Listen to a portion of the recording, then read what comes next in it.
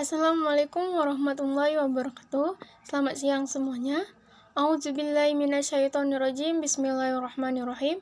Ya ayyuhallazina amanu hal adulukum tijaratin tunzikum min azabin alim.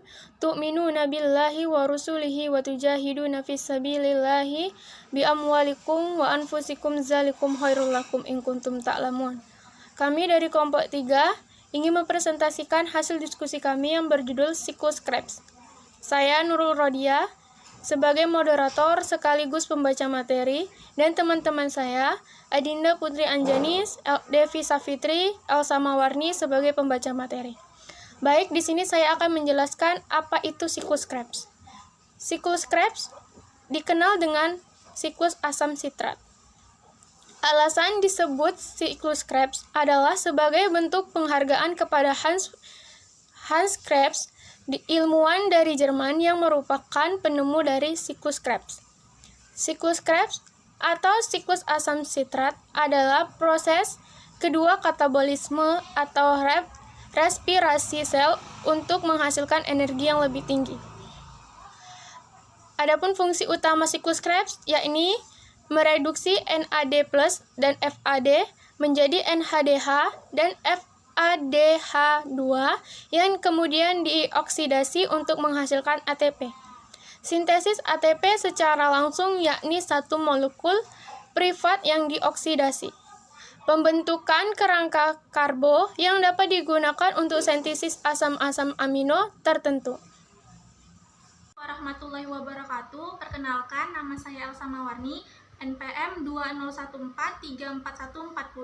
Di sini saya akan menjelaskan tentang tahap pertama siklus Krebs. Pada tahap pertama, asetil koenzim A memiliki 2 atom karbon yang merupakan hasil dari dekarboksilasi oksidatif yang mengalami kondensasi bersama dengan senyawa oksaloasetat yang memiliki 4 atom karbon. Sehingga antara gugus aset dengan oksaloasetat membentuk ikatan menjadi senyawa berkarbon 6 yang lebih dikenal dengan sitrat atau asam sitrat.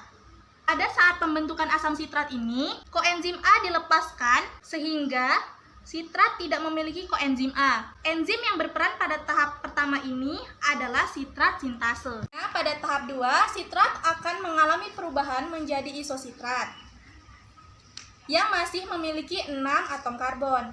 Karena reaksi yang terjadi pada tahap ini hanya isomerisasi atau pengubahan dari satu senyawa menjadi senyawa lain yang masih memiliki rumus yang sama. Pada tahap ini terjadi 2 reaksi, yaitu pelepasan H2O atau air. Namun pada tahap ini juga terjadi proses penambahan molekul air yang prosesnya dikenal sebagai hidrasi. Proses pengubahan sitrat menjadi asam sitrat ini dikatalis oleh enzim akonitase. Nah, pada tahap ketiga, isositrat yang memiliki 6 atom karbon akan diubah menjadi alfa ketogutarat yang memiliki 5 atom karbon. Sehingga pada tahap ini terjadi pelepasan ikatan yang berarti ada elektron yang dilepaskan pula.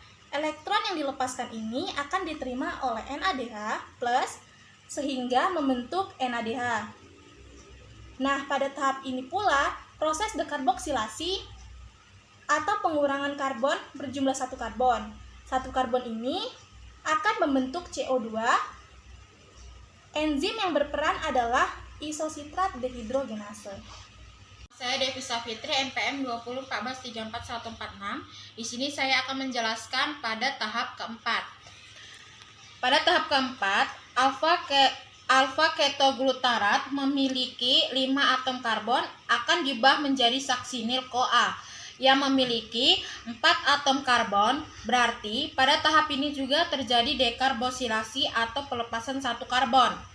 1 karbon ini akan membentuk molekul karbon dioksidasi pula. Selain itu, pada tahap ini pula terjadi redaksi NADH+ sehingga membentuk NADH. Karena pada tahap ini terjadi pengubahan dari alfa ketoglutarat menjadi saksinil-CoA. Berarti terjadi penambahan CoA yang masuk pada reaksi ini, sehingga CoA akan berikatan dengan senyawa saksinil membentuk saksinil CoA. Enzim yang berperan terhadap tahap ini yaitu alfa ketoglutarat dehidrogenase. Tahap kelima, saksinil CoA yang memiliki 4 atom karbon akan diubah menjadi saksinil yang memiliki 4 atom karbon. Pada tahap ini tidak ada pengurangan atom karbon seperti pada tahap sebelumnya.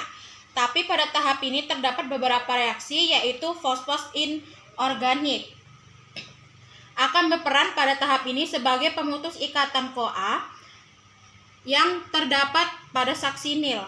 Sehingga pada tahap ini CoA akan dilepaskan dan fosfat inorganik akan berikatan dengan GDP membentuk GTP. Namun, pada beberapa sel, fosfat yang telah membentuk GTP akan ditransfer lagi ke ADP, sehingga membentuk ATP, baik GTP ataupun ATP. Keduanya memiliki energi yang setara. Enzim yang berperan dalam tahap ini adalah saksinil CoA sintase. Menjelaskan pada tahap ke-6. Pada tahap ke-6, saksinat yang memiliki 4 atom karbon akan diubah menjadi polarat yang memiliki 4 atom karbon pula.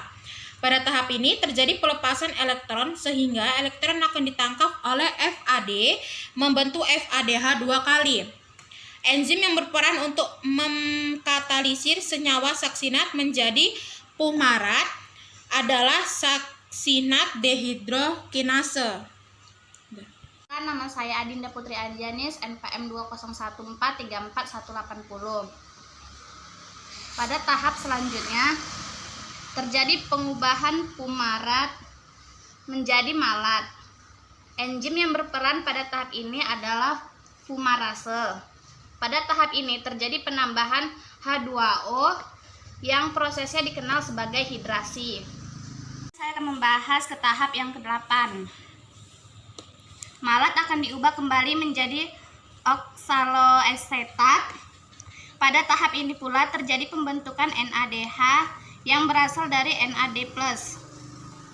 Enzim yang berperan dalam tahap ini adalah malat dehidrogenase.